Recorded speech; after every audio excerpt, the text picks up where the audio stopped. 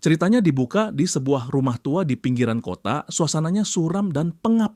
Di dalam, sepasang suami istri lagi memohon-mohon minta diberi waktu sebulan lagi. Di depan mereka ada seorang pria membawa setrika baju, nadanya tajam dan matanya seperti orang udah kebablasan. Dia menegaskan kalau pinjam uang dari orang, ya bayar balik sekalipun harus sampai jual organ. Lalu dengan senyum gila yang bikin merinding, dia menggumam kalau mungkin mereka perlu ngerasain sedikit sakit biar paham rasanya dia saat duitnya lenyap. Di belakangnya ada seorang wanita yang diam-diam main ponsel.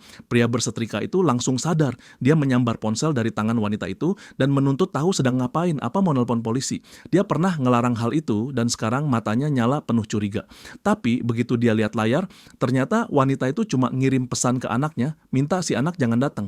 Ekspresi pria itu berubah jadi seringai aneh, seolah dapat hiburan. Dia mempertanyakan kenapa dari tadi nggak bilang, lalu menyiratkan dia juga pengen ngobrol sama anak itu. Dua orang tua itu langsung panik, memohon supaya jangan ganggu anak mereka. Tapi pria itu malah memberi perintah dingin supaya mereka diikat biar nggak berisik, sambil bilang mereka pasti nggak mau anaknya ketakutan.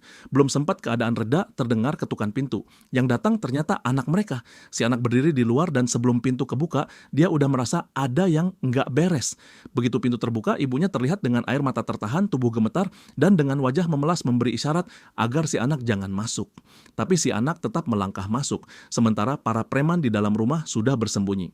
Dia mulai melepas sepatu seperti biasa, seolah masih menganggap ini rumah yang aman. Dia bergerak beberapa langkah dan tepat saat itu, seorang pria yang sembunyi di sisi ruangan menerjang dengan tongkat baseball. Pukulan itu menghantam kepala si anak keras banget. Ibunya langsung histeris, tangisnya pecah.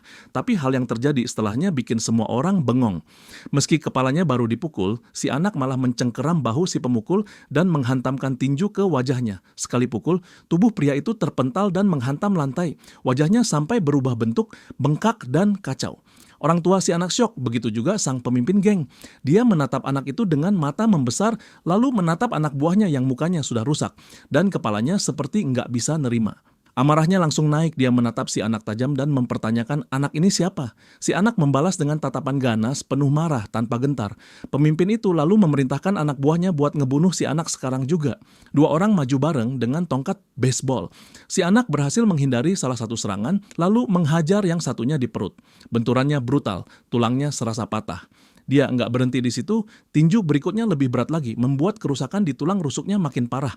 Korban itu menjerit kesakitan. Belum selesai, ada yang datang dari arah atas untuk menendang. Si anak menangkap kakinya, lalu menyapu kaki tumpuan lawannya. Bunyi patah terdengar jelas, kaki itu langsung ambruk. Dari belakang, seorang lagi mengangkat kursi dan menghantamkannya ke kepala si anak sampai kursinya pecah. Tapi si anak sama sekali nggak menunjukkan rasa sakit. Dia cuma menoleh pelan, menatap pelaku dengan kebencian yang dingin dan pekat. Preman berambut pirang itu terpaku, kaget setengah mati, lalu justru terpental dan terhantam dinding. Sang bos makin nggak paham. Kepalanya seperti penuh tanda tanya, mulutnya sampai kebuka tanpa sadar. Dia menuntut tahu apa yang sebenarnya terjadi. Lalu dia mengeluarkan pisau dan mendekat ke orang tua itu, berniat mempermainkan mereka. Dia ingin melihat bagaimana si anak bertahan ketika ayahnya sudah diambang mati. Namun saat dia menghadap ke depan dengan seringai tolol, setrika di tangannya mendadak sudah ada tepat di depan wajahnya. Si anak mendorong setrika itu ke mukanya, keras, tanpa ragu. Tubuh si bos terlempar sampai menabrak pintu lain di belakangnya. Orang tua itu terpaku, syok melihat anak mereka sebrutal itu. Kepala si bos menghantam pintu sampai tembus. Dia meraung, menjerit kesakitan, menanyakan apa yang terjadi dengan lehernya dan memaksa mereka memanggil rumah sakit.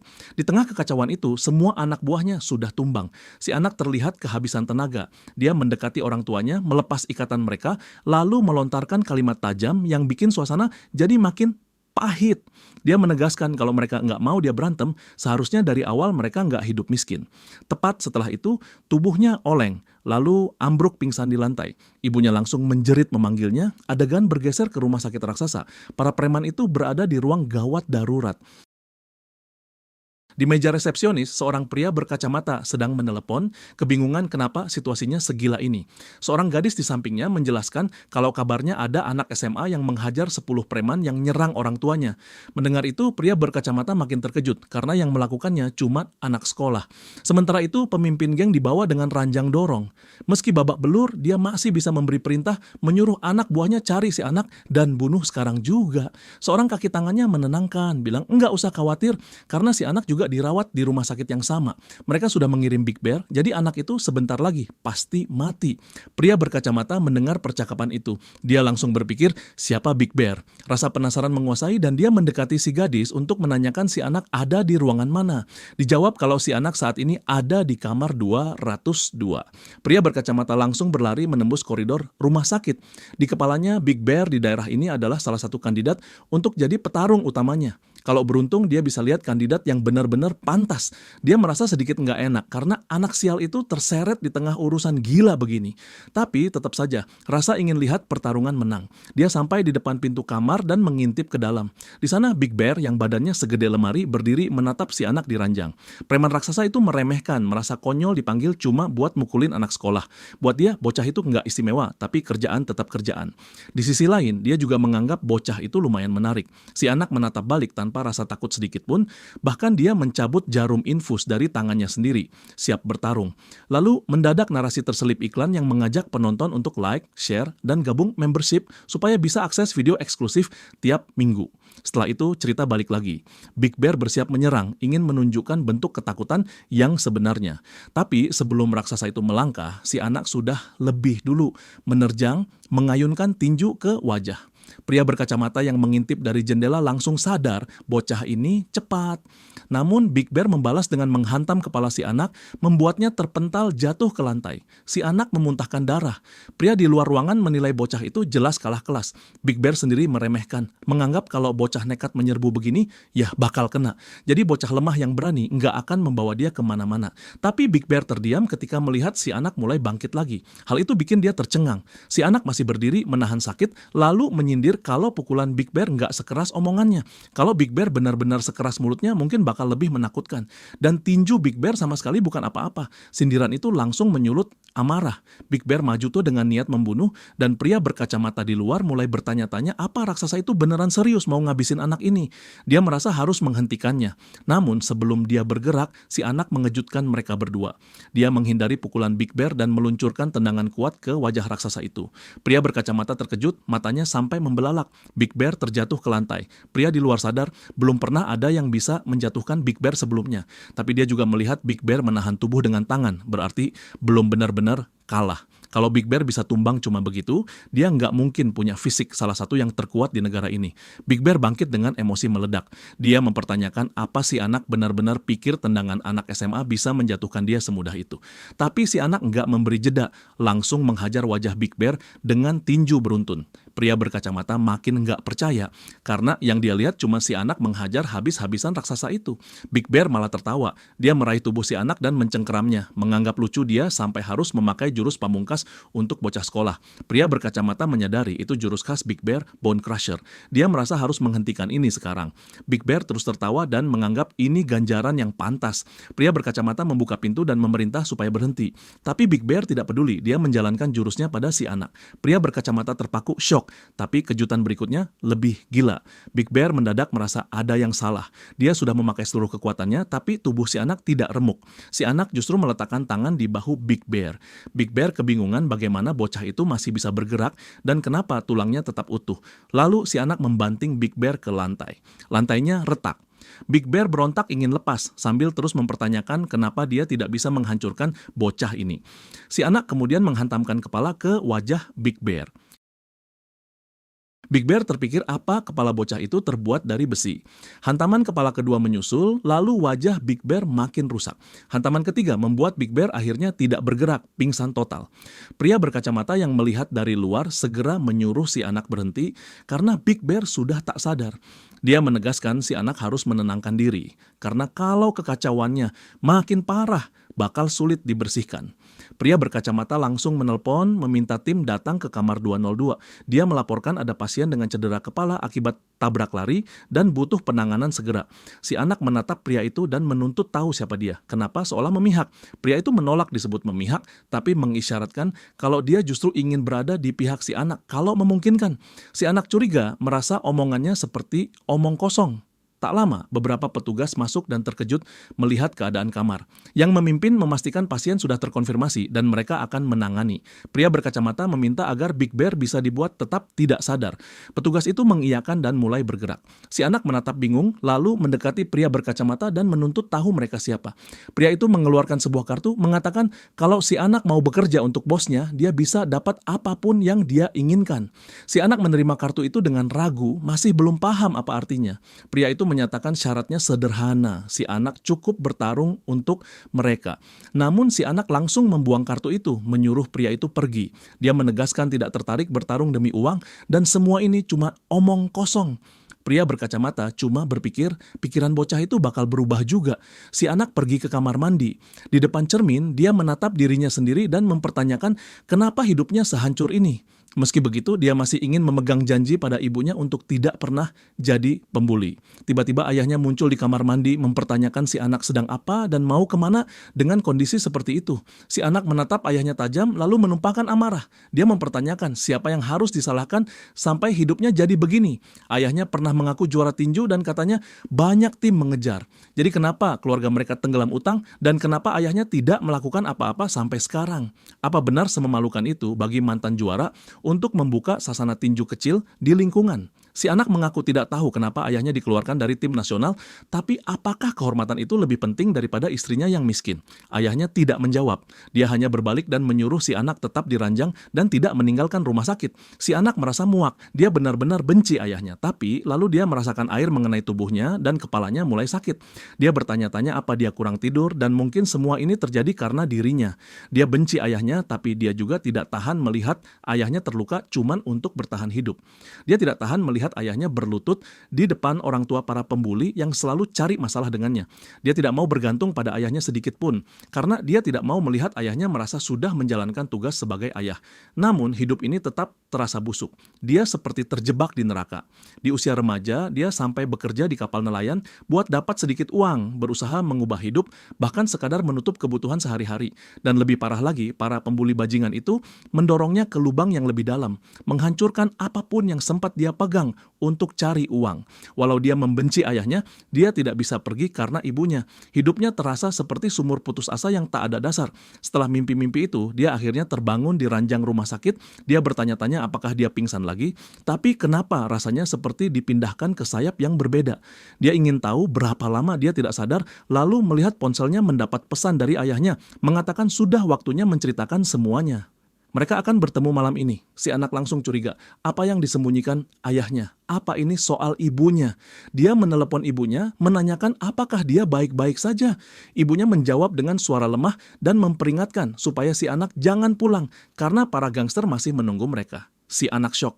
Dia menuntut maksudnya apa. Ibunya menyuruh dia tetap di rumah sakit. Dia mengaku sudah memindahkan si anak ke kamar lain dengan nama palsu, jadi harusnya aman. Si anak menanyakan ibunya akan tinggal di mana. Ibunya mengatakan dia menginap di Selfish Motel dekat kantor polisi, menyuruh si anak tidak khawatir karena dia harus bersiap sekarang. Ibunya memohon supaya si anak tidak meninggalkan rumah sakit dan tetap aman. Setelah telepon ditutup, si anak merasa semuanya seperti lelucon kotor. Kalau tadi dia tidak melawan, semua ini mungkin tidak terjadi. Tapi sekarang dia harus menemukan ibunya. Saat dia baru hendak keluar kamar, ponselnya berdering lagi.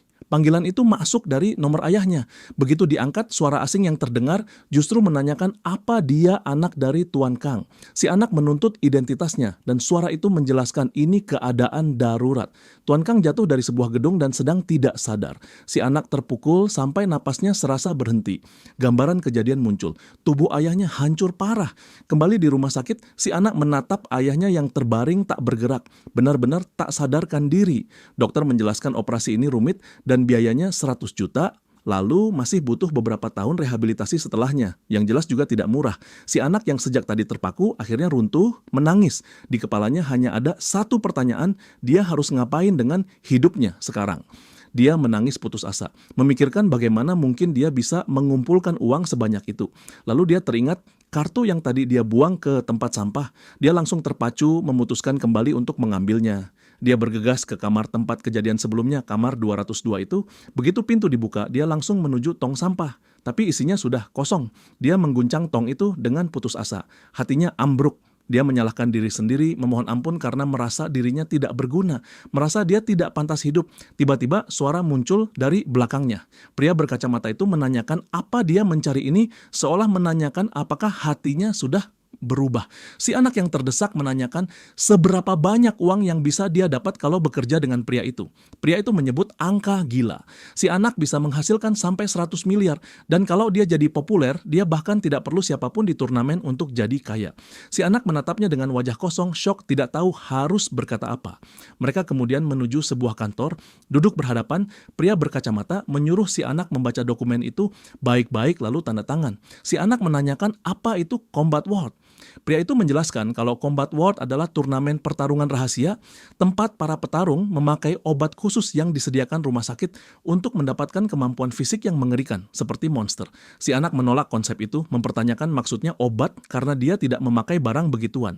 Pria itu membuka koper, memperlihatkan berbagai jenis obat. Dia menegaskan ini bukan obat biasa. Tergantung jenisnya, obat itu bisa mengubah kakek sekarat jadi seperti Mike Tyson. Meski begitu, pemakaian penguat performa tidak wajib. Si anak yang masih waspada bertanya siapa pria itu. Pria itu memperkenalkan diri sebagai M. Sok King, pencari bakat yang bekerja untuk seorang VIP yang ikut dalam Combat World. Si anak masih menuntut penjelasan apa maksudnya pencari bakat. Pria itu mengiyakan. Namun dia juga menegaskan hal terpenting sekarang adalah apakah si anak akan memakai obat atau tidak. Sejauh ini belum ada satupun yang pernah menang tanpa memakainya. Si anak menolak, mengatakan dia tidak tertarik. Sok King menganggap si anak bakal punya banyak kata setelah sampai arena. Si anak menilai pria ini benar-benar tidak mendengar. Sok mulai menjelaskan cara kerja mereka. Saat si anak masuk turnamen, dia akan bisa memilih sponsor kalau berhasil masuk 20 besar. Dan di titik itu, si anak harus memilih VIP milik Sok sebagai sponsornya. Mulai dari sana mereka akan bekerja sama sampai si anak memenangkan turnamen. Si anak langsung memastikan satu hal dulu, dia paham semuanya tapi dia butuh uang muka. Namun Sok King menolak mentah-mentah, menyatakan itu tidak mungkin karena pembayaran hanya lewat turnamen. Si anak meledak merasa sedang dipermainkan, lalu mempertanyakan kenapa dia harus kerjasama kalau dari awal tidak ada yang pasti. Sok King menahan situasi, menyuruhnya tenang, lalu menebak kebutuhan si anak dengan tepat, biaya operasi ayah dan tempat aman untuk tinggal. Si anak langsung curiga dan menuntut bagaimana Sok King bisa tahu. Sok King menjelaskan mereka akan menyiapkan akomodasi, menanggung biaya operasi dan perawatan ayahnya selama si anak bertarung untuk VIP mereka, sekaligus memberi perlindungan dari para lintah darat yang mengincarnya. Si anak masih ragu, menimbang apa dia bisa percaya. Di saat itulah ponselnya berdering. Ibunya menelepon, begitu diangkat si anak langsung menanyakan ada apa. Ibunya terdengar bingung dan cemas, mengabarkan ada beberapa orang yang membayar operasi ayahnya. Bahkan ada beberapa bodyguard yang muncul dan mengaku mereka ada di sana karena si anak. Si anak sulit menjelaskan apapun, cuma memandangi Sok King. Sok King menegaskan rumah sudah diurus, jadi si anak tidak perlu khawatir sedikit pun. Keadaan seperti mengunci mereka di satu jalur. Si anak lalu menenangkan ibunya lewat telepon, mengaku dialah yang menyewa para bodyguard itu, dan dia sedang dalam perjalanan. Dia menyuruh ibunya mengikuti apapun yang diminta para bodyguard. Ibunya kebingungan dan menuntut maksudnya apa, tapi si anak memilih menutup percakapan, bilang dia akan menelepon lagi nanti. Setelah panggilan berakhir, si anak menatap Sok King dan mempertanyakan apa yang membuat hadiah turnamen bernilai 10 miliar. Sok King menjelaskan 10 miliar hanyalah hadiah dasar. Besarnya bisa meningkat tergantung berapa besar taruhan VIP pada petarung tertentu. Bahkan pernah ada juara yang membawa pulang lebih dari 15 miliar. Si anak menilai itu mustahil. Sok King menegaskan itu sangat mungkin dan bahkan bisa terasa belum cukup jika dibandingkan risiko yang harus ditanggung para petarung. Kebingungan si anak makin tebal. Sok King melanjutkan, sebagian besar peserta turnamen berakhir cacat atau mati. Dalam kompetisi terakhir, persentase peserta yang pulang tanpa cedera serius hanya 10%. Si anak semakin tidak mengerti. Dengan korban sebanyak itu, bagaimana mungkin turnamen seperti ini tetap rahasia? Sok King menjawab dingin, itulah alasan turnamen ini rahasia. Karena mereka semua sudah mati. Ucapan itu menghantam si anak. Sok King menyatakan ketika si anak menandatangani kontrak, hal pertama yang dilakukan adalah membuat alibi. Si anak menuntut maksudnya alibi. Sok King menjelaskan rumah sakit sengaja menggelar turnamen ini karena paling mudah memalsukan penyebab kematian. Untuk membuat alibi, cukup ada rekaman kamera yang menangkap lokasi si petarung, misalnya transaksi kartu kredit, atau apapun yang menunjukkan jejak keberadaan. Setelah itu mereka bisa menciptakan penyebab, mulai dari hilang, jatuh dari gedung, sakit mendadak, sampai overdosis. Si anak lalu menanyakan apa yang terjadi kalau dia melapor ke polisi. M. Soking menjawab santai, itu bukan masalah karena sangat mudah membuat seseorang terlihat seperti pecandu yang sudah gila. Lalu dia menegaskan, siapa yang akan percaya remaja tanpa bukti apapun? M. Soking menambahkan, itu pun akan jadi masalah sia-sia karena si anak akan dinyatakan mati sebelum sempat melapor. Baginya itulah keuntungan ketika rumah sakit menjadi penyelenggara turnamen.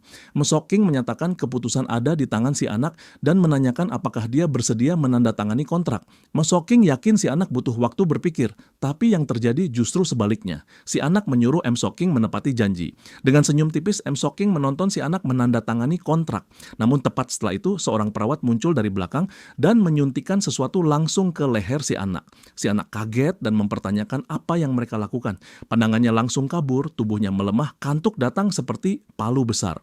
M. Soking menenangkannya, mengatakan mereka cuma membiusnya supaya bisa dibawa ke arena. M. Soking mengingatkan lagi, keluarga si anak akan mereka urus selama turnamen, lalu berharap si anak menang dan semua masalahnya beres.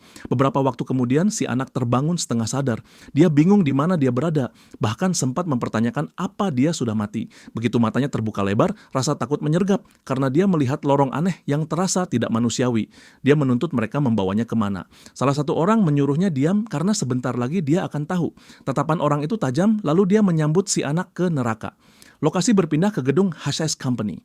Anak kedua grup Ryu Song, seorang direktur bernama Yun Cha, menilai dia mengerti M. Soking berhasil menjatuhkan Big Bear, tapi dia tidak paham kenapa M. Soking merekrut anak sekolah sebagai petarung utama.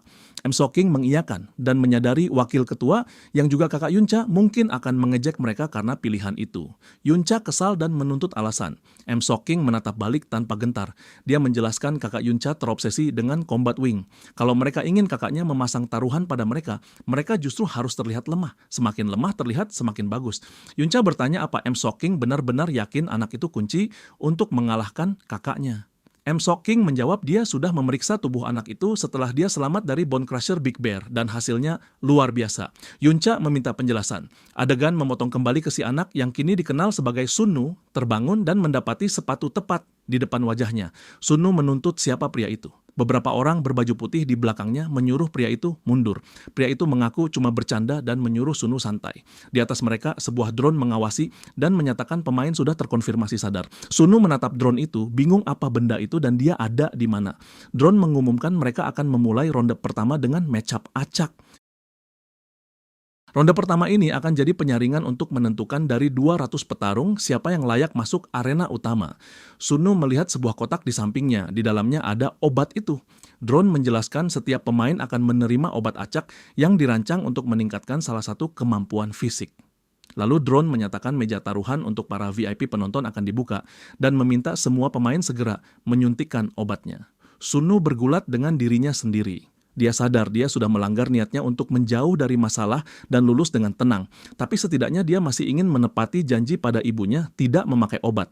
Saat dia masih menahan diri, terdengar jeritan, Sunu menoleh dan melihat pria di dekatnya sudah menyuntikkan obat ke tubuhnya. Pria itu langsung merasakan gejala aneh lalu tertawa, menyadari itu obat kekuatan. Sunu kaget dan menilai ada yang salah dengan orang itu. Tanpa peringatan, pria itu menendang ke arah wajah Sunu. Sunu berhasil menghindar. Dia makin bingung mempertanyakan apa ini dan apakah pria itu monster. Pria itu jelas berbeda dari beberapa detik sebelumnya saat dia masih kurus kerempeng. Sunu bertanya-tanya apakah obat itu benar-benar memperbesar ototnya. Drone memanggil pria itu dengan nama Han, lalu menyatakan Han berhasil memperkuat kekuatannya. Han merasa dugaannya benar, menganggap keberuntungan sedang memihak. Namun dia juga sadar dia tidak bisa keluar dari tempat ini.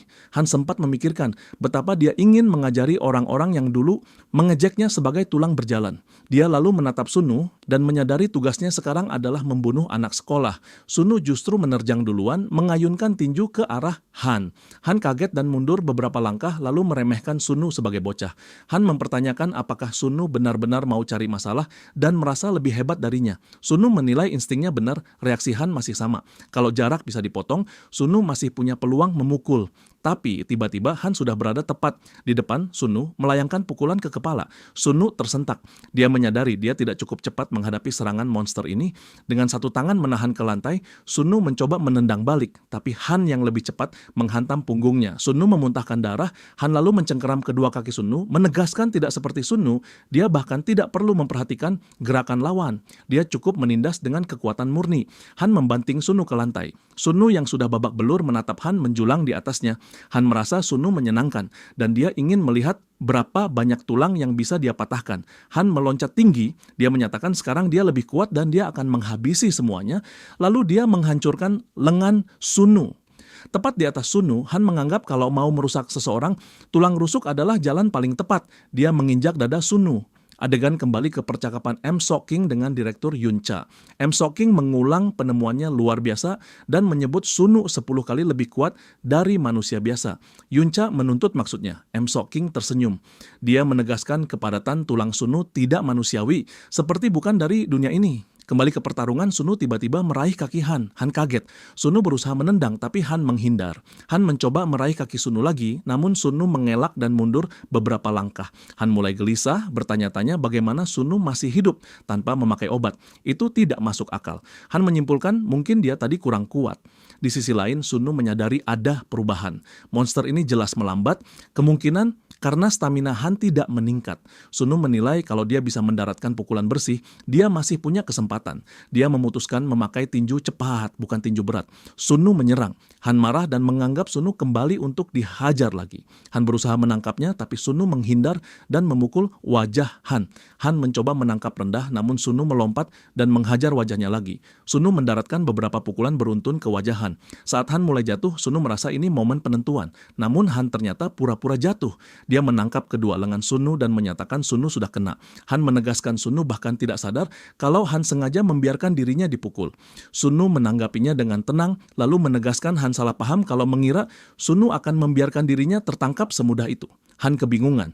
Sunu lalu memberi pertanyaan aneh. Dia menanyakan apakah Han tahu kenapa kanguru melumpuhkan tangan lawan sebelum menyerang. Han makin tidak paham.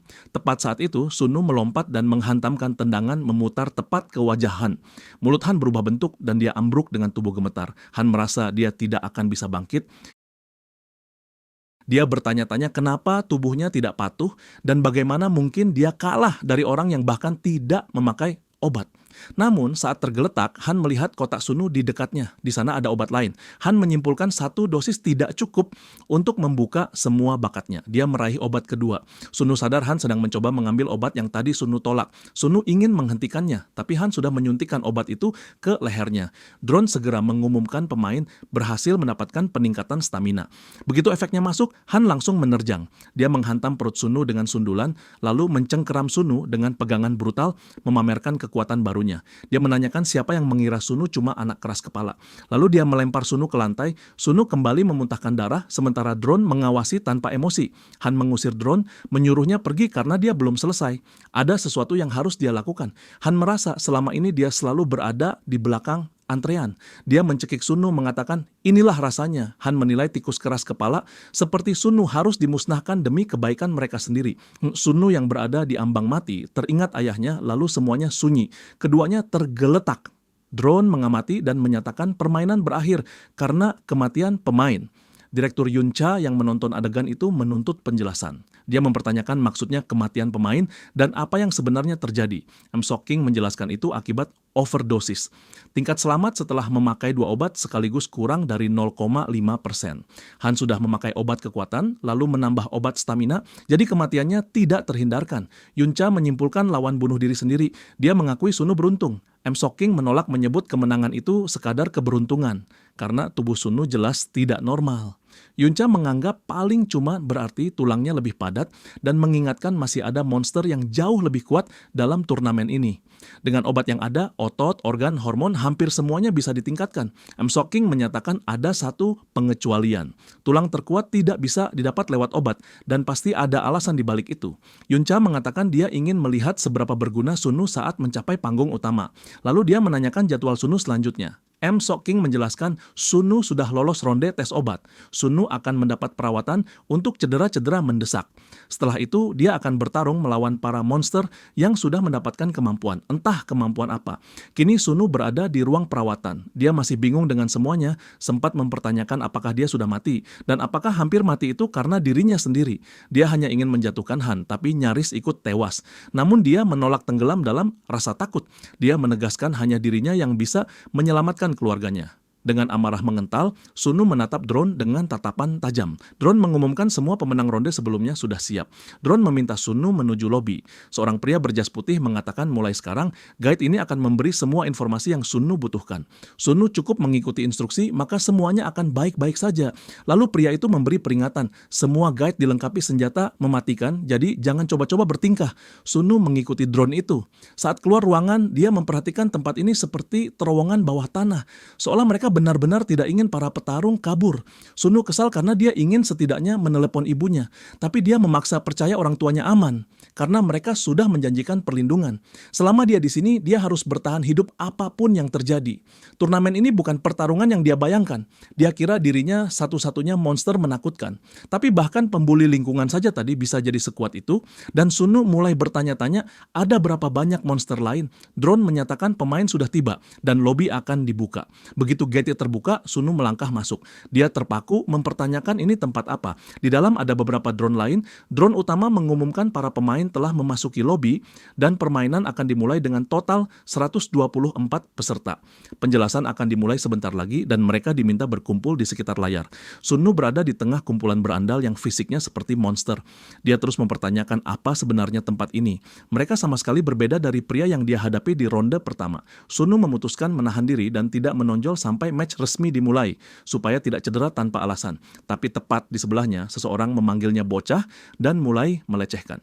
Pria itu menanyakan bagaimana Sunu bisa sampai sini, lalu menyiratkan ingin dimainkan seperti ayahnya sendiri. Sunu merasa dia terlalu mencolok dengan seragam sekolah ini. Saat Sunu berjalan, dia mendengar beberapa orang membicarakannya. Mereka bilang si bocah bisa lolos karena lawannya memakai 2 obat dan mati, sementara Sunu sendiri tidak memakai obat. Mereka membahas seragam sekolahnya, menganggap ada orang-orang besar yang ingin melihat sesuatu yang tragis terjadi. Salah satu dari mereka bilang dia sudah bosan dan bocah ini bisa jadi hiburan. Namun seorang di belakang memperingatkan Sunu agar menunggu, karena tampaknya sudah ada yang mengincarnya. Sunu masih berjalan ketika seseorang memanggil lagi, menuntut jawaban soal ajakan bermain tadi. Sunu merasakan situasi memburuk. Tiba-tiba tangan besar menekan kepala Sunu dari belakang. Pria itu menegaskan Sunu tidak memberi pilihan selain membunuh. Sunu menelan napas, menyadari untuk bertahan hidup di tengah para buas ini, dia harus naik level. Pria itu bergerak untuk menyerang. Sunu juga menyiapkan tinju. Tepat ketika keduanya siap bentrok, seseorang menghentikan mereka. Pria besar itu mempertanyakan apa yang sedang dilakukan orang yang menghalangi. Pria berkacamata itu menahan perkelahian dan menyuruh semuanya berhenti sampai di situ. Raksasa yang tadi mau menghajar Sunu malah menangkap tangan pria berkacamata itu, menahan dengan kekuatan besar, lalu menyeringai menuntut tahu siapa dia. Pria berkacamata itu mengaku cuman anak kecil, lalu melepaskan pegangan tangannya seolah tidak mau memperpanjang urusan. Raksasa itu merendahkan, menyebut pria berkacamata hanya manusia setengah yang kebetulan punya lengan yang diperkuat. Dia menantang, mempertanyakan apa pria berkacamata benar-benar mau melawan demi bocah tidak berguna. Sunu menahan napas dan menekan emosi, memilih mengabaikan semuanya. Dia tidak boleh cedera sekarang, tidak boleh memberi alasan siapapun untuk menghabisinya sebelum pertandingan resmi. 2 orang itu sudah siap berhadap-hadapan. Sunu yang menahan diri dari tadi merasa kepalanya mau pecah, sampai dia mengumpat dalam hati karena tidak tahan lagi. Tepat ketika dia hendak menerjang masuk, terdengar satu tembakan. Sunu menoleh dan melihat drone menembak kepala si raksasa.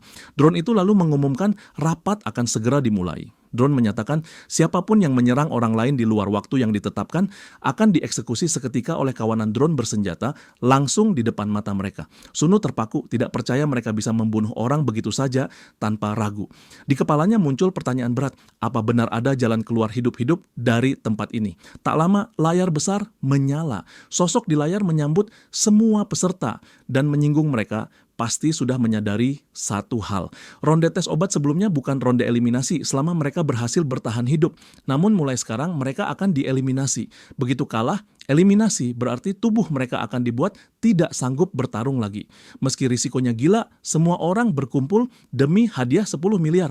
Orang-orang bersorak dengan cara mereka masing-masing. Tapi di dalam kepala Sun Nu, angka itu berubah jadi satu gambaran sederhana. Keluarganya bisa hidup layak. Sosok di layar kemudian menyampaikan kenyataan pahit, hanya satu orang yang bisa menerima hadiah itu. Namun mereka tidak perlu panik karena kalau berhasil bertahan sampai peringkat 16 besar, mereka akan menerima 5% dari uang taruhan VIP. Setiap pemain juga akan memiliki channel siaran pribadi dan sebuah guide yang akan memandu sekaligus menjadi kamera mereka untuk streaming. Sun Nu masih tidak paham benda-benda terbang itu. Sosok di layar menjelaskan para VIP akan menonton channel para pemain yang mereka yakini akan menang, lalu memasang taruhan. Kesimpulannya sederhana, makin besar perhatian yang didapat, makin besar uang yang bisa dikantongi. Jadi semua pemain harus menarik para VIP ke channel mereka kalau ingin mengumpulkan kekayaan. Mereka akan disediakan asrama berisi 5 orang per kamar dan tinggal bersama sampai permainan selesai. Peserta dibebaskan memilih teman sekamar. Semua pertanyaan bisa ditanyakan lewat guide. Lalu sosok di layar menyuruh semua peserta memasuki kamar mereka sekarang. Di tengah keramaian, 2 orang berandal yang tadi sempat bikin masalah berkomentar, mereka harus menemukan orang-orang besar kalau mau menarik perhatian VIP. Mereka menolak sekamar dengan bocah sekolah yang tidak akan membawa apa-apa. Sun Nu mendengar itu dan makin kesal, merasa situasinya benar-benar busuk dan mencari kamar tidak akan mudah. Namun di luar dugaan, pria tua berotot yang tadi ada di dekatnya mendekat dan menyuruh Sun Nu tidak khawatir. Dia berjanji akan melindungi Sun Nu sampai turnamen dimulai. Sun Nu menangkap detail kecil, tangan pria tua itu bergetar halus. Tapi sebelum sempat menanyakan apapun, Sun Nu melihat seorang pirang melintas. Sun Nu mencoba mengingat wajah itu tapi merasa mustahil. Pria tua itu menunjuk ke arah sebuah kamar, mengatakan tampaknya ada kamar kosong di sana. Mereka bisa masuk tanpa harus berebut dengan siapapun. Di perjalanan, Sun Nu mempertanyakan kenapa pria tua itu mau sekamar dengannya ketika semua orang menghindar. Bahkan ada yang sempat terluka gara-gara dia. Sun Nu tidak mengerti motif pria tua itu dan merasa kamar manapun bisa jadi berbahaya. Pria tua itu hanya menanyakan apa Sun Nu jadi ikut atau tidak. Sun Nu menjawab dia menyusul. Sementara itu, 2 berandal tadi merasa ini bencana dan mereka pasti akan terpuruk di peringkat bawah. Salah satunya menegaskan itulah alasan dia memilih kamar dengan petarung populer. Lebih aman dan setidaknya mereka bisa ikut kecipratan screen time dari siaran kamar itu. Yang lain setuju, bahkan yakin para petarung yang dianggap daging tebal bakal menarik VIP seperti lalat. Di kamar lain ada 3 pria besar dengan tubuh berotot seperti patung. Si pirang yang tadi lewat masuk ke kamar itu lalu menutup pintu. Dia mendekati pria yang duduk di tengah, menyebut kursi itu terlihat enak, lalu meminta pria itu bergeser sedikit. Pria di tengah berdiri kesal. Dia menegaskan pintu sudah ditutup bahkan sebelum kamera masuk, lalu mempertanyakan apa si pirang benar-benar meminta dibunuh. Si pirang tidak menjawab dengan banyak kata. Dia menyerang leher pria itu hanya dengan 2 jari. 1 tusukan saja cukup.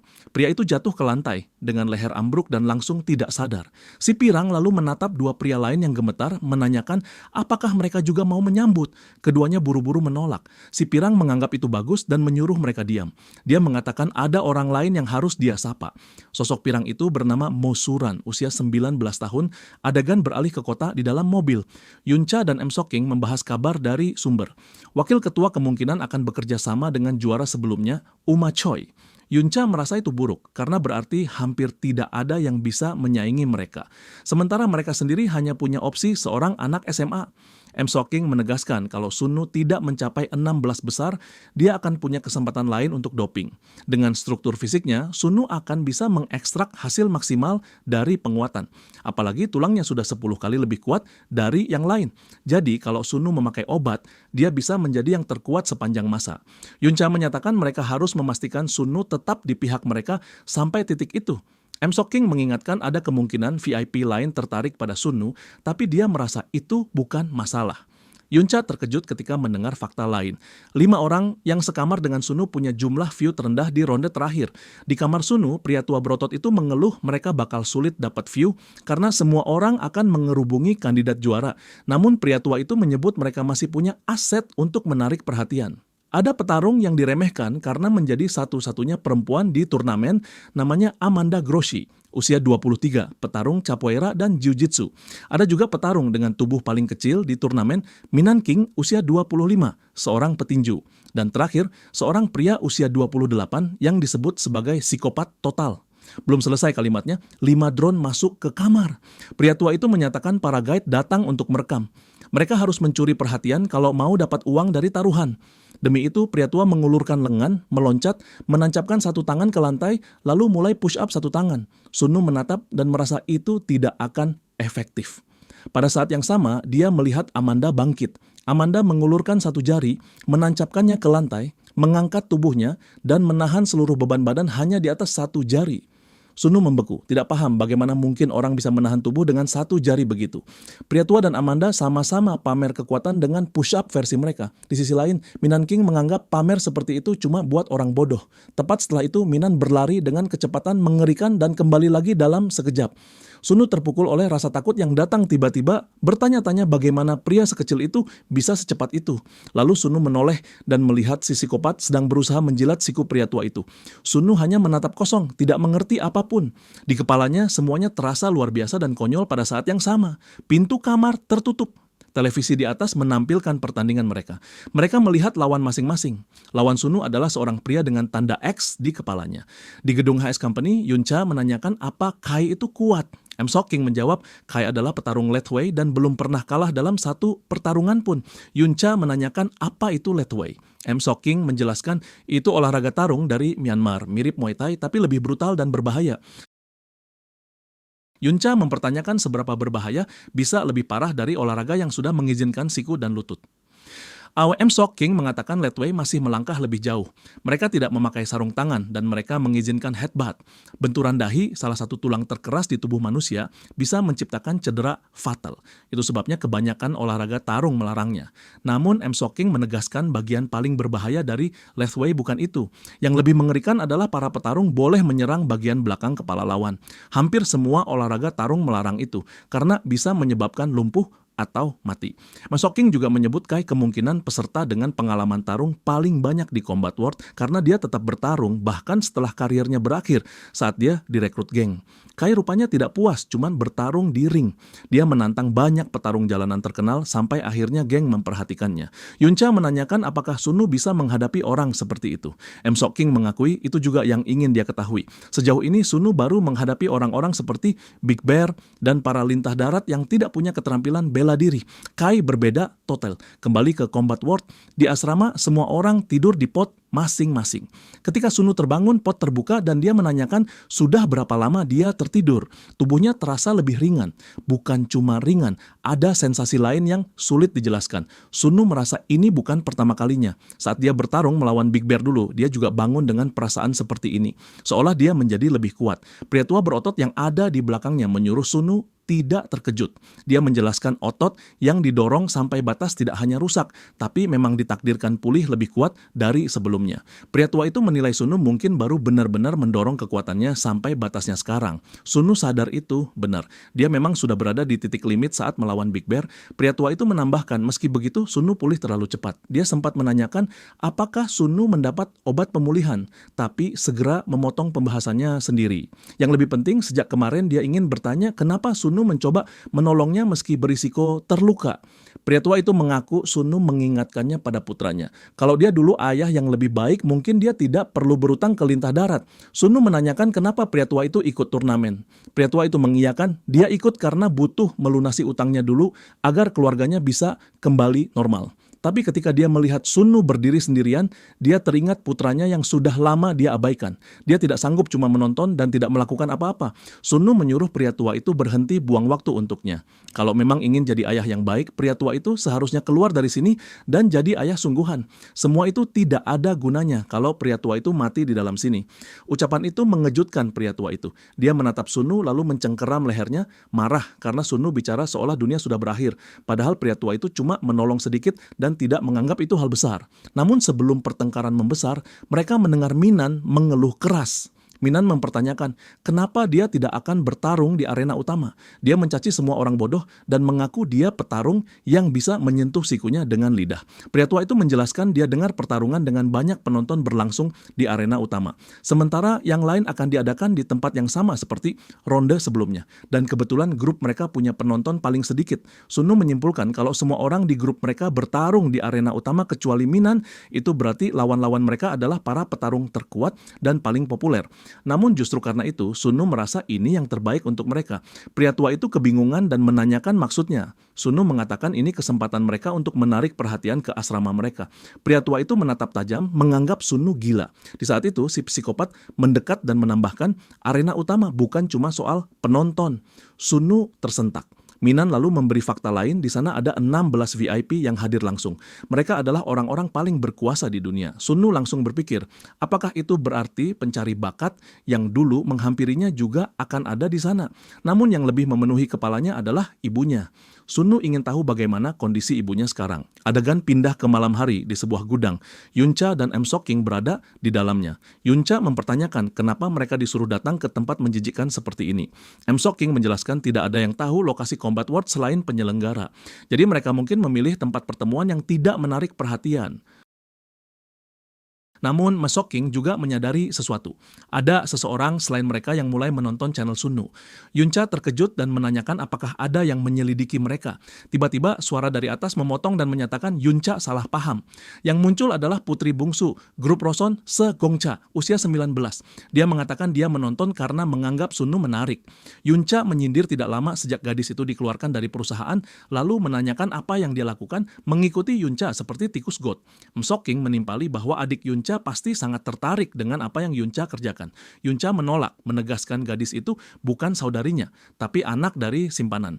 Segongcha mendekat dan menilai Yuncha terlalu keras. Dia mengaku bahkan tidak bersekolah demi bisa membantu dua kakaknya di perusahaan.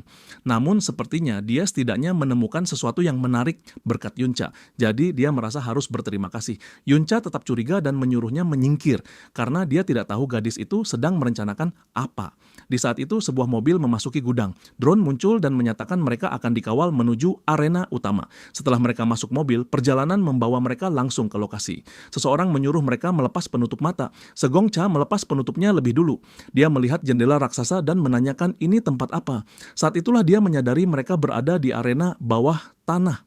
Penjaga di sampingnya menjelaskan lokasi ini berada tepat di bawah arena utama. Mereka sekarang berada di salah satu dari 16 ruang VIP. Segongcha merasakan sensasi kemenangan kecil karena akhirnya dia berada di taman bermain kakaknya. Di ruang VIP milik Yuncha, Yuncha mengamati ukurannya dan mengaku tempat ini lebih besar dari yang dia kira.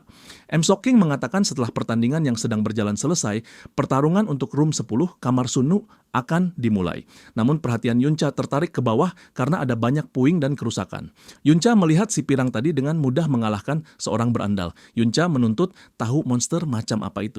M. Soking menyebut namanya Mesuran. Yuncha menduga usia anak itu juga masih sekolah. M. Soking menjelaskan Mesuran sudah putus sekolah, jadi secara teknis bukan siswa lagi. Namun M. Soking menganggap aneh ada dua monster lahir dari sekolah yang sama. Yuncha tidak mengerti. M. Soking lalu menjelaskan Mesuran berasal dari sekolah yang sama dengan Sunu. Mesuran menatap lawan yang tergeletak di lantai. Drone di belakangnya mengumumkan dengan kemenangan Mesuran, pertarungan antara room 9 dan room 20 telah berakhir. Berikutnya, pertandingan antara room 10 dan room 3 akan dimulai. Para peserta diminta memasuki arena. Begitu melangkah lewat pintu, mereka terpukau melihat arena raksasa. Pria tua berotot itu menilai skala arena ini jauh berbeda dari ronde pertama. Drone lalu mengumumkan semua orang kecuali pemain Minan King harus menunggu giliran. Minan sudah berada di bawah menunggu pertandingannya. Drone juga memerintahkan para pemain yang pertandingannya sudah selesai untuk meninggalkan arena. Mesuran berjalan melewati mereka. Pria tua berotot itu sempat berharap Minan tidak gugup. Namun tiba-tiba sesuatu dilempar ke arah pria tua itu. Dia menoleh bingung dari mana batu itu datang. Dia menatap Minan dan menuduh Minan melempar batu sambil pura-pura merapikan rambut. Pria tua itu mengakui itu lemparan yang mengesankan karena kebanyakan orang tidak akan sadar pada kecepatan seperti itu. Mesuran tetap lewat begitu saja. Dia sempat menilai anak SMA di grup itu cukup arogan. M. Soking menolak penilaian itu. Mesuran tidak terima, memaki M. Soking bodoh. M. Soking membalas dengan tatapan tajam dan menyebut itu mustahil, sementara Minan mundur beberapa langkah. Pria tua menanyakan apa yang terjadi dan kenapa Minan bergerak begitu. Amanda menengahi mengatakan tidak ada apa-apa. Amanda menilai Mesuran terlalu sensitif sampai bisa menangkap perubahan sekecil apapun. Karena itu, niat membunuh mereka pasti terbaca jelas olehnya. Mesuran lalu berbalik dan keluar lewat pintu. Minan mematung, tidak paham apa yang baru terjadi. Dia bertanya-tanya apakah semuanya cuma imajinasinya, tapi Tapi dia yakin dia melihat adegan itu berputar jelas di kepalanya. Minan King sempat bertanya dalam hati, apa memang segini saja kemampuan terbaiknya? Dan kalau dia selemah ini, bagaimana caranya membalas dendam? Namun tiba-tiba ada suara dari belakang menanyakan siapa yang sedang dia tatap. Minan menoleh dan melihat sosok besar seperti tembok berjalan. Di salah satu ruang VIP, ada seorang presiden hotel bernama Sung Woon. Sung Woon mengamati dengan tatapan menilai, menyebut dia merekrut Park karena keahliannya. Tapi dia sempat mengira teknik Park berasal dari olahraga yang tidak punya serangan. Pria berambut panjang di belakang Sung Woon ikut bicara, menegaskan tidak penting seberapa bagus lawan memukul. Semua jadi tidak berarti begitu pegulat berhasil menempelkan tubuhnya, mengunci dan menahan. Begitu mangsanya tertangkap, pegulat punya banyak cara, lemparan, kuncian, tahanan, dan berbagai pegangan yang membuat lawan kewalahan. Itulah alasan banyak pegulat unggul di mixed martial arts. Bahkan bagi pria berambut panjang itu, wrestling adalah keterampilan paling esensial. Menurutnya, dalam mixed martial arts, seseorang masih bisa bertahan dari pukulan. Tapi menghentikan terjangan tubuh penuh adalah cerita lain, apalagi kalau yang menerjang seorang pegulat. Dan semuanya makin absolut ketika perbedaan ukuran tubuh begitu jauh. Sementara raksasa itu menatap Minan dengan dingin, drone mengumumkan kedua petarung sudah siap, dan pertandingan antara Minan King dan Park akan dimulai. Minan memasang kuda-kuda. Park menyeringai dan meremehkan Minan, mengira Minan petinju rookie. Park menilai Minan terlihat seperti orang lemah yang belum pernah bertarung tanpa sarung tangan sampai Park nyaris merasa kasihan. Namun dalam satu momen yang tajam, Minan melesakkan tinju tepat ke wajah Park. Satu pukulan itu merobek rasa percaya diri Park. Matanya langsung terluka, darah mengalir dan Park menjerit, tidak mengerti apa yang baru saja terjadi. Minan menatap tanpa ragu, seakan menantang siapa yang berani menyebutnya lemah. Park terkejut tapi memaksa diri fokus, setidaknya dengan satu mata yang masih bisa dipakai. Minan menerjang lagi. Park mencoba membaca pergerakannya dan mendapati satu kenyataan pahit, dia tidak bisa mengikuti gerakan Minan. Serangan itu datang dari titik butanya. Minan terlalu cepat. Pukulan berikutnya menghantam wajah Park tepat di mata yang sudah terluka. Setelah itu satu tinju lagi menghajar hidungnya. Park berusaha menangkap tubuh Minan, tapi Minan melesat menghindar dan terus menghantam dari berbagai sudut, memukul bagian tubuh Park yang berbeda-beda tanpa berhenti. Di dalam kepala Park, panik mulai menggerogoti. Penglihatannya di mata satunya juga seperti mulai meredup. Di matanya, Minan berubah menjadi bayangan kabur. Dari atas, pria tua berotot yang menonton merasa Minan mungkin akan menghabisi Park dengan cara ini. Namun Amanda menilai tidak. Park sudah mulai memblok serangan. Meski penglihatannya kacau, Park menahan pukulan-pukulan Minan dan terus mencoba meraih Minan dari berbagai arah, seolah menangkap sesuatu yang tidak bisa dia lihat. Minan juga sempat terkejut karena saat dia menyerang, dia seperti mendengar sesuatu yang bukan suara biasa.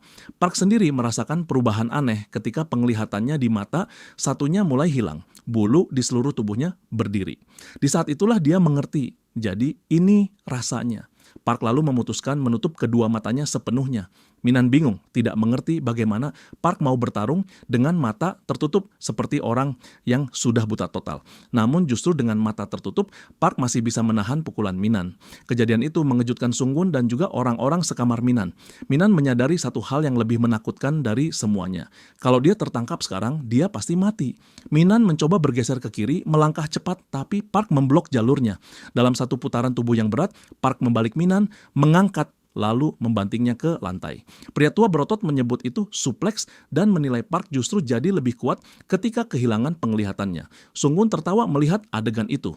Pria berambut panjang menilai hilangnya penglihatan memicu efek obat penguatan indera. Minan tampak kalah telak. Park tersenyum bahkan berkata Minan seharusnya berterima kasih karena tanpa serangan Minan, Park tidak akan sadar kekuatannya sendiri. Namun tepat di luar dugaan, Minan masih sempat melayangkan tinju lagi ke mata Park dan mengenai sasaran. Kali ini Park kehilangan kedua matanya sepenuhnya. Sung Woon geram dan menuntut apa yang dilakukan Park, bagaimana dia bisa sampai kehilangan dua mata. Di sisi lain, pria tua berotot justru senang, tidak percaya Minan masih hidup setelah suplex itu. Pria tua merasa tidak tahu bagaimana Minan melakukannya, tapi kalau Minan bisa terus begitu, Minan masih punya peluang menang. Pria berambut panjang menyela, mengatakan Minan tidak akan punya kesempatan mengalahkan Park, karena Minan sebenarnya sedang pingsan. Sung Woon menolak percaya dan menunjuk fakta Minan tadi melempar pukulan.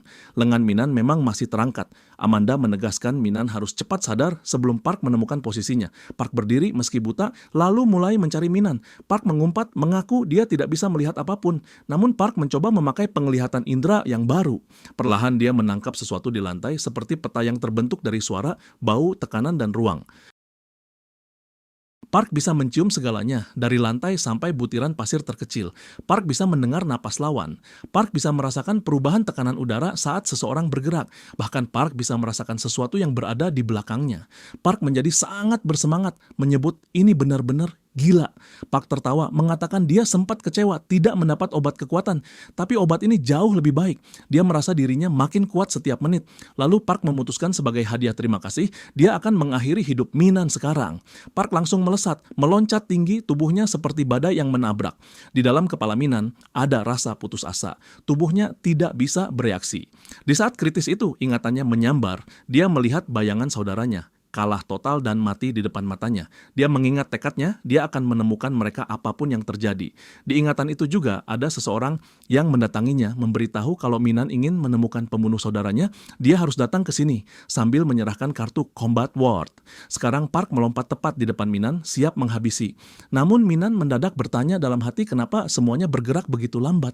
Lalu Minan menyadari bukan dunia yang melambat, Minan yang menjadi sangat cepat. Park melanjutkan serangannya, tapi Minan tersentak sadar dari kabut dan berhasil menghindar. Adegan itu membuat Sungwon dan 2 orang di ruang VIP terkejut. Park kebingungan, tidak mengerti kapan Minan sudah berpindah sejauh itu. Minan menyatakan selama Park sibuk membanggakan indera barunya, Minan punya cukup waktu untuk beristirahat dan kini tubuhnya seperti baru. Park merasakan Minan tidak bohong. Minan memang lebih cepat dari sebelumnya. Minan menyatakan dia ingin melihat seberapa lama Park bisa bertahan dan dia akan mulai dari level 1. Park merasa Minan akan datang, tapi Minan bergerak lebih cepat dari yang bisa Park tangkap. Meski begitu, Park masih sempat menahan, Minan merasa tinjunya dibelokkan. Minan sempat berpikir itu kebetulan, tapi Park membelokkan pukulan berikutnya lagi. Minan memutuskan serius, dia mencoba memukul wajah Park, tapi Park menghindar dan mencoba menangkapnya. Minan mundur beberapa langkah, bingung bagaimana Park bisa terus mengikuti kecepatannya. Park mengandalkan sensornya, dia merasa bisa menangkap segalanya, detak jantung, arah langkah, gerak kecil, dan itu membuatnya yakin dia tidak mungkin kalah. Tidak ada blind spot, Minan menyadari itu berarti dia hampir tidak punya kesempatan. Kalau tidak all out, dia akan mati. Minan mengambil risiko menerjang lurus dengan kecepatan maksimal. Di kepala Minan, dia ingin memakai pukulan pamungkasnya right straight. Namun di momen itu, Minan menangkap sesuatu. Park ternyata sudah menyerang lebih dulu, menghantam wajah Minan. Minan jatuh menghantam lantai. Park bertanya-tanya kenapa Minan jatuh di tengah serangannya sendiri. Minan bangkit lagi meraba lehernya, bingung kenapa dia masih hidup. Dia sempat berpikir lehernya patah. Minan mencurigai dirinya berhalusinasi. Park menganggap kalau pukulan tadi diteruskan, leher Minan akan patah jadi 2. Namun Park menyimpulkan Minan terselamatkan karena tersandung. Park menyebut Minan benar-benar beruntung. Pria tua berotot di atas menyumpahi situasi, merasa ini tidak adil. Kecepatan Minan tidak bekerja. Park seperti bisa merasakan serangan sebelum datang. Namun pria tua menangkap sesuatu yang ganjil. Di matanya, Minan terlihat seperti berada di 3 posisi berbeda. Pria tua tidak mengerti itu apa. Tiba-tiba Minan berhenti memakai kekuatan obatnya dan hanya mengandalkan footwork. Pria tua sempat menduga Minan terlalu lelah untuk memakai super speed. Namun pria tua melihat gerakan Minan yang aneh, seperti berlapis, lalu menanyakannya apa yang Minan lakukan dengan kecepatan normal. Park memperingatkan Minan untuk berhenti karena Minan akan mati kalau terus begini. Tapi semua orang dikejutkan, Minan justru mendaratkan satu pukulan padat ke wajah Park sampai wajah Park berubah bentuk. Setelah itu Minan merunduk menghindari serangan Park, lalu mulai mengitari Park dari berbagai sisi. Park bingung, tidak bisa menebak posisi Minan. Namun Minan terlihat makin lelah dibanding tadi. Pria tua bertanya dalam hati kenapa Minan membuang tenaga dengan gerakan tipuan seperti itu dan bagaimana dia bisa mendaratkan pukulan kalau energinya habis untuk feint. Jawabannya muncul cepat. Minan mendaratkan pukulan padat lagi. Pria tua terperanjat tidak mengerti apa yang terjadi. Minan terus menghajar dari beberapa posisi, sementara Park tidak mampu membloknya.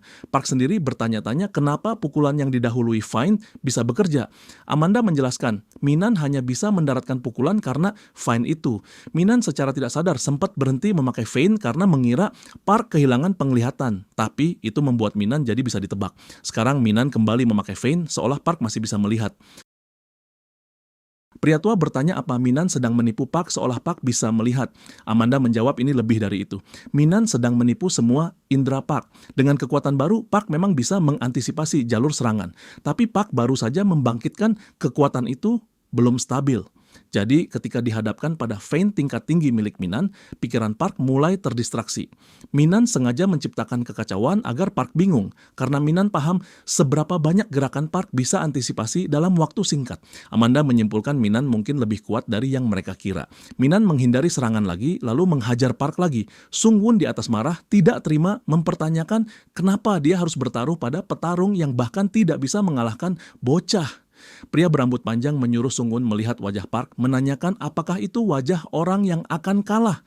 Di bawah, Park akhirnya merasa dia mendapatkan Minan. Park menangkap dan berteriak kemenangan miliknya. Park memutar tubuhnya dan membanting kepala Minan ke lantai dengan keras. Teman sekamar Minan terkejut, pria berambut panjang pun terpukul, dan dia melihat bayangan tubuh Minan seakan pecah seperti gambarnya terurai. Park merasa yakin dia sudah menangkap Minan. Namun tepat setelah itu, Minan ternyata berdiri di depan Park menatap tanpa ekspresi. Sunu yang melihat dari sisi lain bingung, menanyakan kenapa Park tiba-tiba melakukan backdrop. Amanda menjelaskan itu karena Minan menyerang otak Park. Penjelasannya sederhana tapi mengerikan. Minan berkali-kali menghantam kepala Park. Dengan tiap pukulan, otak Park terguncang. Kalau terus dihajar tanpa jeda, bahkan orang dengan indera tajam pun akan kehilangan fokus. Itulah yang membuat indera Park gagal, sampai Park merasa seakan menangkap Minan padahal tidak. Sunu terpaku, mengakui dalam hati ini luar biasa, mungkin Minan lebih kuat darinya. Minan terus menatap Park. Park merasa ini tidak adil, mempertanyakan kenapa indera Minan bisa mengungguli indera yang baru dia dapat. Pada akhirnya Park ambruk dan pingsan. Drone terbang mendekat dan mengumumkan Park tidak sanggup melanjutkan pertarungan.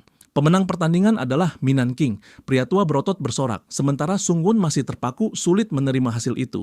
Minan yang menang terasa benar-benar habis. Di kepalanya ada suara lama menyebut dia baru saja mengambil langkah pertama. Di ruang VIP lain, Se Gongcha menatap siaran dan menyebut ini bukan pertarungan manusia. Baginya masuk akal kalau kakaknya terobsesi dengan turnamen ini. Penjaga di sampingnya menambahkan, ini bukan cuma tentang pertandingan. Tempat ini bisa mensponsori apapun yang diinginkan orang kaya. Bukan hanya kekayaan dan kuasa, tapi juga membiarkan mereka membunuh tanpa jejak dan memakai zat yang tidak bisa terdeteksi oleh tes apapun. Bagi orang kaya yang sudah tidak punya tempat mencari kenikmatan, ini adalah surga. Itulah alasan para VIP mempertaruhkan gengsi dan risiko di sini.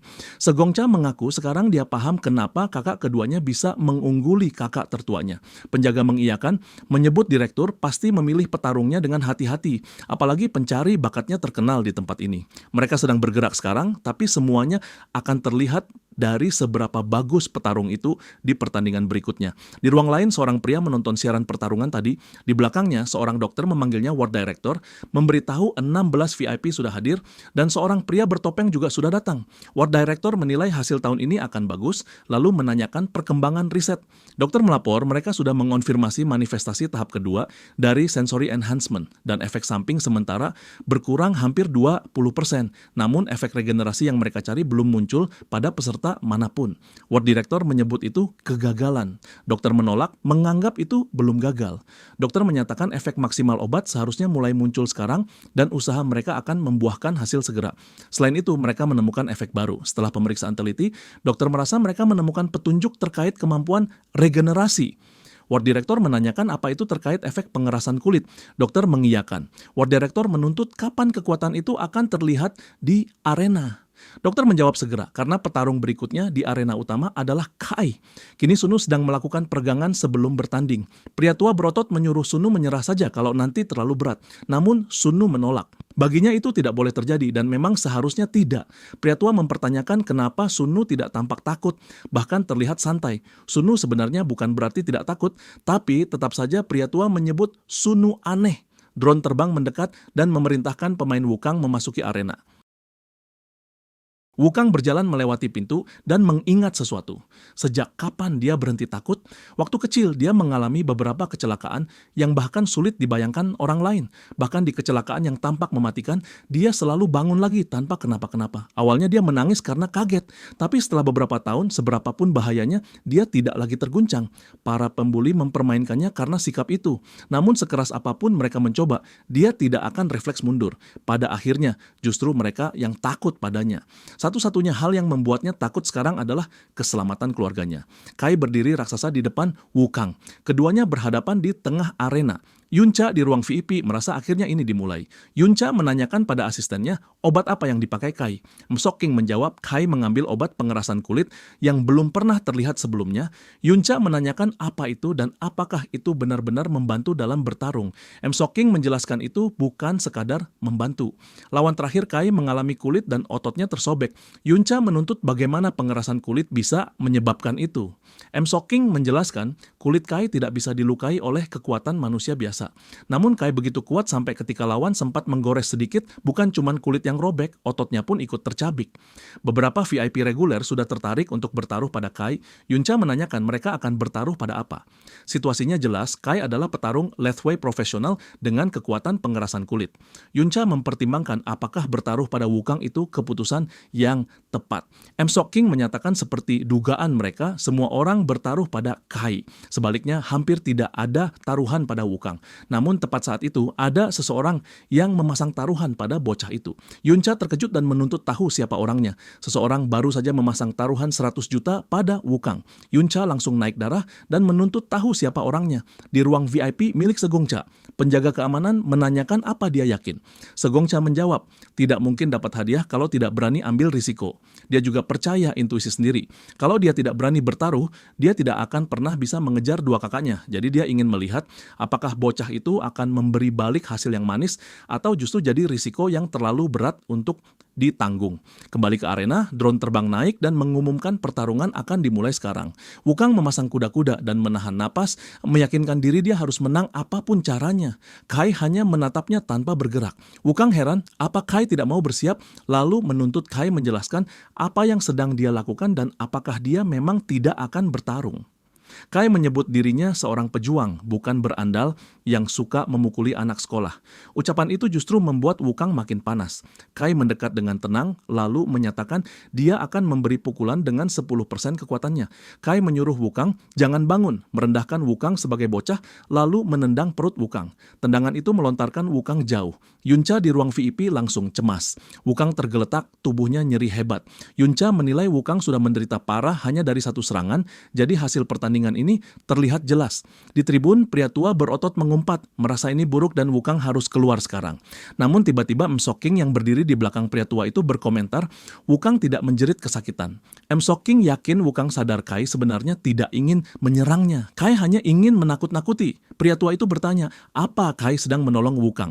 Msoking menyangkal, Kai tidak mau bertarung sungguhan karena itu akan memalukan. Pria tua tidak paham maksudnya. Msoking menjelaskan, reputasi Kai akan jatuh kalau dia bertarung serius melawan anak SMA. Jadi Kai sedang menyuruh Wukang menerima kekalahan. Kai berjalan menghampiri Wukang dan menegur, Wukang seharusnya pura-pura pingsan, bukan berbaring sambil kesakitan. Kai menegaskan, Wukang boleh menjerit sekeras apapun, tidak akan mengubah apapun. Kai lalu memberi kesempatan lagi. Wukang justru membalas dengan ejekan seolah Kai sedang mencoba menang lewat debat. Kai kaget. Kai kemudian menyimpulkan dia tadi kurang keras. Kai berjanji akan memberi Wukang rasa kekuatannya yang sebenarnya dan meminta Wukang mulai berperan dari sekarang. Kai menerjang dengan tendangan ke wajah. Wukang bergerak cepat dan menahan serangan itu. Momen itu mengguncang Segongca, Yunca, dan teman-teman satu kamar Wukang. Wukang melompat bangun. Kai berteriak menyuruh Wukang jangan bangun. Kai memutar tubuh, mencoba mendaratkan siku. Wukang menghindar. Kai heran bagaimana Wukang bisa memutar kepala sejauh itu untuk lolos. Di detik berikutnya, Wukang menampar kepala Kai dari atas. Yunca terkejut. Segongca justru girang menonton dengan mata berbinar. Kai kesal dan mengulang, Kai sudah memberi kesempatan. Wukang menimpali, Kai boleh terus bicara soal kesempatan, tapi bukankah lucu mendengar itu dari orang yang barusan berlutut di depan anak SMA? Ucapan itu menohok. Kai tersentak, lalu merendahkan, menyebut kalau Wukang memang pantasnya cuma ditendang, bahkan tidak layak menerima pukulan.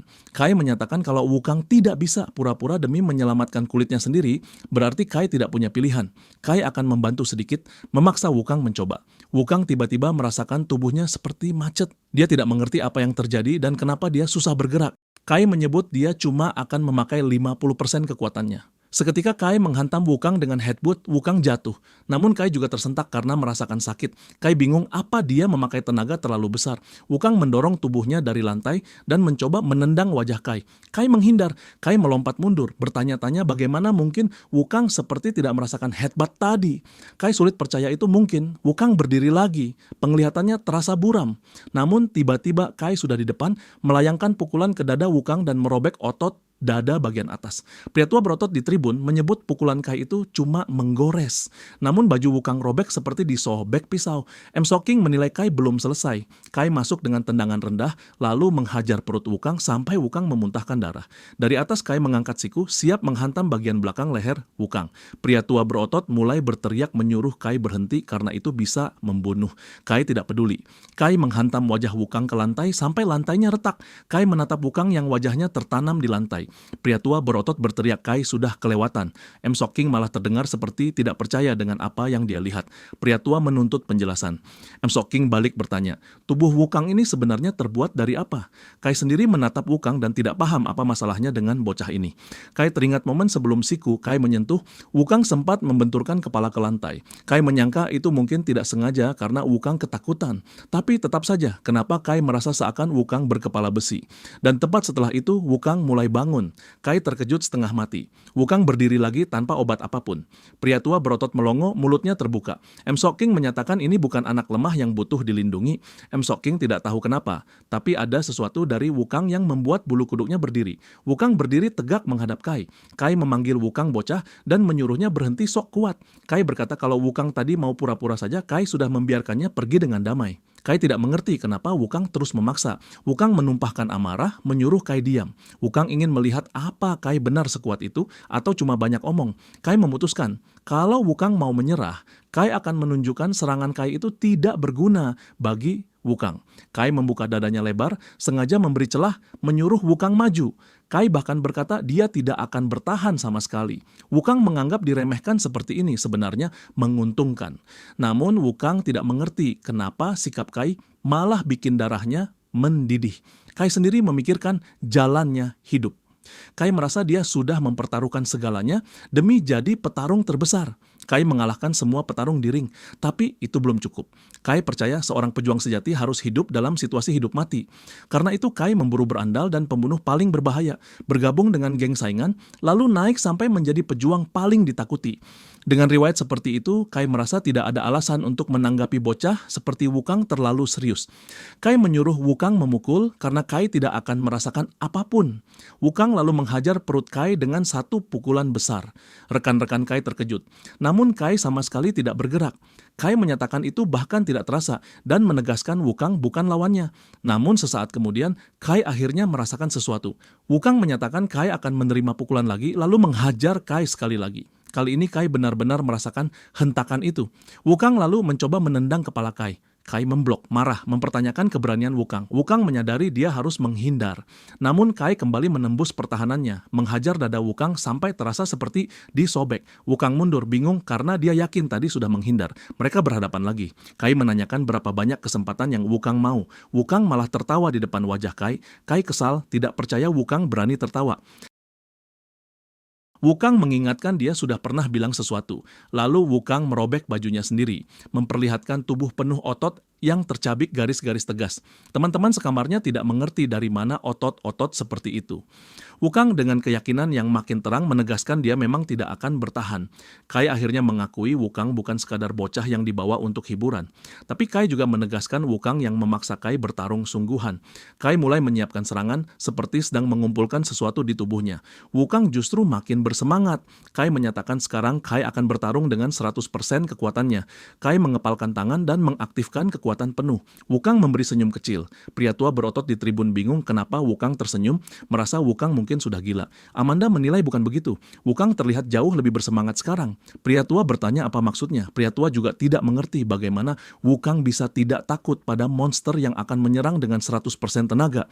Amanda menilai Wukang mungkin justru senang karena lawan kuat seperti Kai akhirnya mengakui keberadaannya. Pria tua menanyakan bagaimana bisa ada pikiran seperti itu ketika nyawa jadi taruhan. Amanda mengatakan dia juga merasakan hal yang sama. Dalam hidupnya, lawan-lawan sering tidak serius sejak awal, selalu meremehkan dia karena dia perempuan. Tapi setelah beberapa saat, mereka akan habis-habisan. Momen ketika mereka mulai serius itu membuat jantungnya seperti mau meledak saking senangnya. Pria tua menyuruh Amanda tenang dan malah tertawa karena ini jelas bukan saat yang tepat untuk menikmati perasaan seperti itu. Namun Minan King ikut menyela dari belakang, mengatakan dia juga mengenal perasaan itu. Ketika semua orang meremehkan seorang anak kecil yang lemah, satu-satunya hal yang membuatnya merasa hidup adalah melihat wajah mereka berubah saat akhirnya mengakui dia sebagai lawan sejati. Pria tua dibuat diam. Pria tua menyimpulkan, berarti mereka semua sedang bilang, Wukang punya hati seorang petarung. Di bawah, Wukang berdiri dengan mata menyala, siap bertarung. Kai terlihat makin kesal dan bersiap menerjang. Wukang memutuskan dia akan menyerang dulu. Wukang melesat dan melayangkan pukulan ke Kai. Kai menahan dengan lengannya. Benturan itu menimbulkan suara keras yang membuat pria tua di atas ikut merinding. Bahkan Kai pun tampak seperti terkejut oleh kekuatan di balik pukulan itu.